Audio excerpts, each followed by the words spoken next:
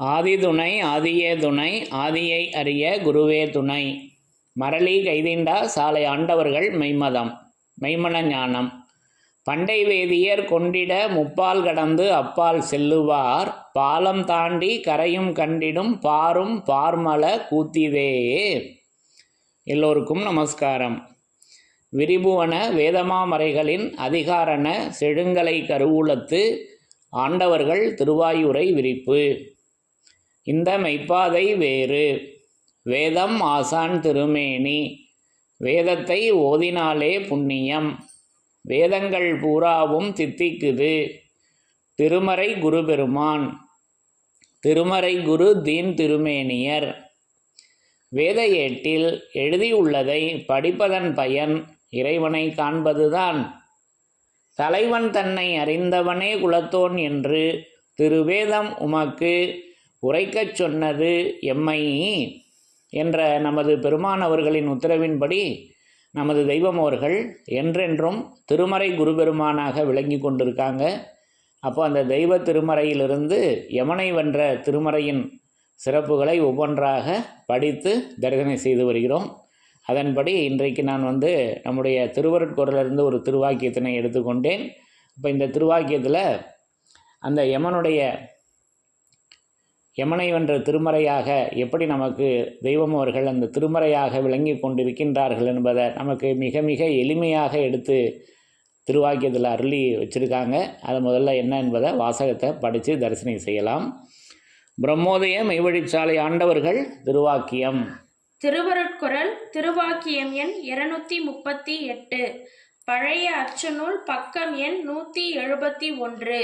சாதிகளின் கர்த்தாவே, இந்த உடலை விட்டு பிரியும் அந்த ஒரு நாள் நீ சந்திக்க போகும் யமனுடைய கூரை முறியடிச்சு கற்பாந்த கோடிகால வாழ்வில் உன்னை குடியேற்றுவதற்கல்லவா இங்கு செய்யும் இவ்வளவு வேலையும் என்று நமது குலதெய்வம் பிரம்மோதய மெய்வழிச்சாலை ஆண்டவர்கள் திருவாய் மலர்ந்து அருளி உள்ளார்கள். சாதிகளின் கர்த்தாவே. அப்போ இந்த திருவாக்கியத்தில் நமக்கு அந்த யமனை வெல்லக்கூடியது எப்படி இருக்குது என்பதை அந்த கூரை எடுத்து பேசி வர்றாங்க அல்லவா? படிங்க ஒரு தடவை.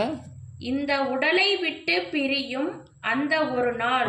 அப்போ அந்த மரண தருவாய் அந்த யமன் எல்லையில் இந்த உடலை விட்டு நம்ம பிரிய போகிறோம். இப்போ நம்ம எடுத்துருக்கோம் அல்லவா மாமிச தேகம், இதை விட்டு பிரிய போகின்ற நேரம். அதை தான் இங்கே சொல்லி வராங்க. அங்கே தானே யமன் சந்திக்கிற இடமாக இருக்குது இந்த தூளத்தளவில்.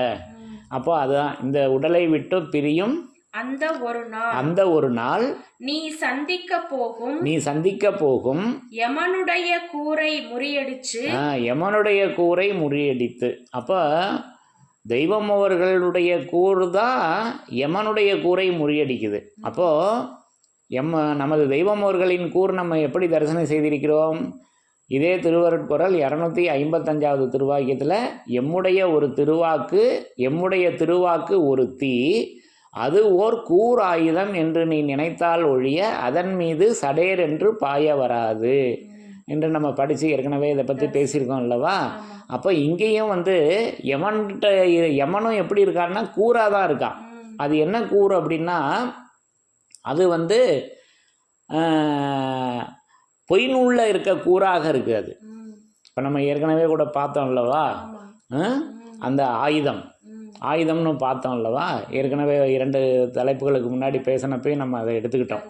அப்போ அதை போலவே இங்கே அந்த முல்லை முள்ளால் தெய்வம் அவங்க மாற்றி வைக்கிறாங்க. அப்போ யமனும் கூறாக தான் இருக்கான், அதை மாற்றுகின்ற சிவனும் கூறாக விளங்கி கொண்டிருக்காங்க. அது கூறான குருவருளாக நமது தெய்வமர்கள் விளங்கி கொண்டிருக்காங்க. அப்போ அந்த யமனுடைய கூரை முடியடித்து, அப்போ பொய் நூல்களில் வர்ற வாசகம் இருக்கு அல்லவா? அது திருவாக்கு கிடையாது, அது யமனுடைய வாக்கு தானே. அது போலி சாமியார்களுடைய வாக்கு தானே. அதை முறியடிக்கிறாங்க. அதை நமக்கு இப்படி அந்த முள்ளால் எடுப்பதற்காக நமக்கு இங்கே அந்த கூறு தான் யமன் என்பதை இங்கே பேசி வர்றாங்க. இப்போ இந்த வித்தியாசங்களை நல்லா உணரணும் அல்லவா? அப்போ யமனுடைய கூரை முறியடித்து கற்பாந்த கோடி கால வாழ்வில் அதுதாங்க நித்திய வாழ்வு. கற்பாந்த கோடி காலமும் நமக்கு நித்தியமாக வழங்கப்படுறது அல்லவா? ம் கற்பாந்த கோடி கால வாழ்வில் உன்னை குடியேற்றுவதற்கல்லவா இங்கு செய்யும் இவ்வளவு வேலை. அதுல குடியேறணும் அல்லவா, அதில் குடியேறுவதற்கு அல்லவா இங்கு செய்யும் இவ்வளவு வேலை. அப்போ அந்த வேலையாக அந்த சிவனுடைய கூர் இருக்குதுங்க. அப்போ யமனுடைய கூரை முறியடிக்கின்ற அந்த சிவனுடைய கூர் அது வேலையாக விளங்கி கொண்டிருக்கிறது. அப்போ வேலை நம்ம நிறையா படித்து தரிசனம் செய்திருக்கிறோம் அல்லவா. ஆண்டவர்கள் வாய்மைக்குள் ஆகிவிடுவது ஒன்றுதான் உன் வேலை. இறைவனின் திருச்சந்நிதியை அடைவதற்கு உன்பால் இருக்கும் மாற்றமான செயலாதிகளை சங்காரம் செய்து அதற்கான சிவகரண காரிய வளர்ச்சிகளை செய்வதுதான் அவர்கள் வேலை. அதை பற்றி பேசுவது வேதம். அப்போ அந்த வேலை வேதமாக இருக்குதுங்க. ஆக இப்படி அந்த யமனுடைய கூரை முறியடித்து சிவனுடைய கூரை பதிப்பிக்கின்ற அந்த கூறில் குடியேற்றுகின்ற செயலே இங்கு நடக்கும் இவ்வளவு வேலையும் என்பதை நமக்கு அந்த வேலையை திருவேதமாக எடுத்து இறைவனுடைய வேலையாக இருக்குது. அது திருவேதமாக நமக்கு இதே திருவருட்குறள் 181வது திருவாக்கியத்தில் நமக்கு எடுத்து வழங்கியிருக்காங்க. ஆகவே அந்த யமனை வென்ற திருமறையாக அந்த வேலையாக அவங்க அந்த கூறாக சிவனுடைய கூறாக இருக்காங்க. அப்போ இந்த ரெண்டு வித்தியாசத்தையும் உணரணும் அல்லவா. வாசகம் ஒன்றே ஆனால் பொருள் வெவ்வேறு அல்லவா. இப்படி நமக்கு அந்த வேலையாக நின்று கொண்டு அந்த யமனுடைய கூரை நமது தெய்வம் அவர்கள் அந்த திருவேதமாக விளங்கி கொண்டு முறியடிக்கின்றார்கள் என்பதை நான் இந்த திருவாக்கியத்தின் மூலம் விளங்கி கொண்டேன் என்று கூறி யமனை வென்ற திருமறையின் சிறப்புகள் தொடரும். தலைவன் தன்னை அறிந்தவனே குலத்தோன் என்று திருவேதம் உமக்கு உரைக்கச் சொன்னது எம்மை. யமனை வென்ற திருமறையின் சிறப்புகள் தொடரும். எல்லோருக்கும் நமஸ்காரம்.